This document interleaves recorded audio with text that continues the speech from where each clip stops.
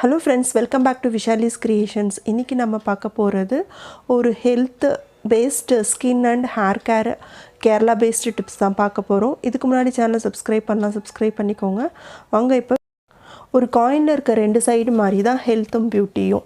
ஒரு அழகான சருமம் வேண்டும்னா கண்டிப்பாக அவங்களுக்கு ஒரு ஹெல்த்தியான சருமம் இருந்தால் தான் அழகான சருமம் மற்றும் அழகான தலைமுடியை பெற முடியும். அதுதான் இந்த வீடியோவில் டீட்டெயில்டாக பார்க்க போகிறோம். கேரளைட்ஸ் எப்பவுமே 3 நாடிகளை வச்சு தான் அவங்க ஸ்கின்னு ஹேரை பிரிக்கிறாங்க.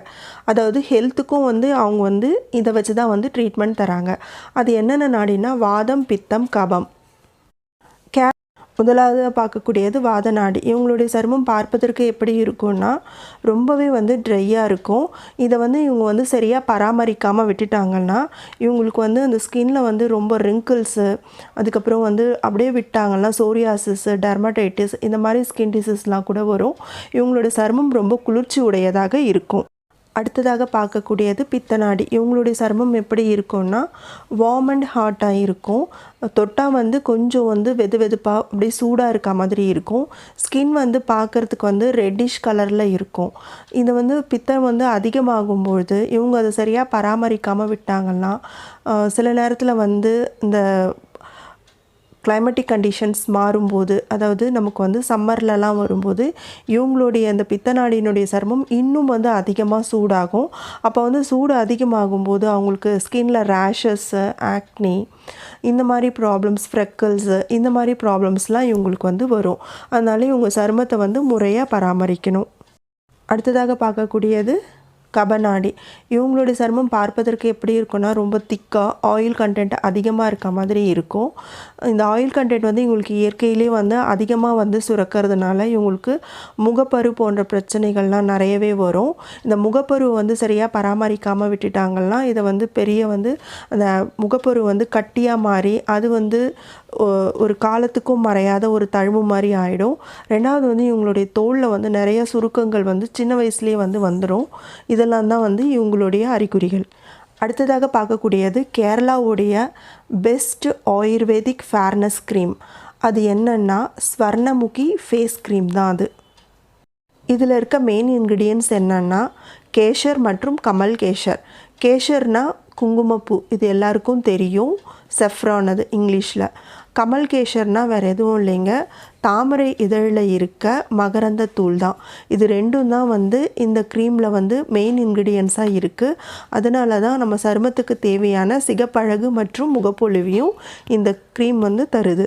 அடுத்தது கேரளாவுடைய த பெஸ்ட் ஹேர் ஆயில்.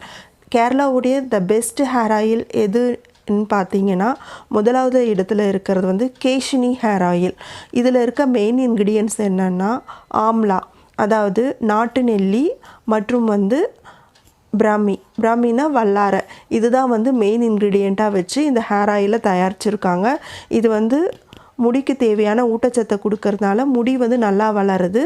அதே நேரத்தில் தலையில் இருக்க பொடுகு, அதுக்கப்புறம் அந்த முடி துண்டாகி விழறது, இதெல்லாம் நல்லாவே கண்ட்ரோல் ஆகுது. தலை சருமத்துக்கும் நல்லா குளிர்ச்சியை கொடுக்கறதுனால முடி வளர்ச்சி நல்லா தூண்டப்படுது. அடுத்ததாக இருக்கக்கூடிய கேரளாவில் இருக்க த பெஸ்ட் ஹேர் ஆயில் எதுனா நீலிபிரிங்காதி கேரம்.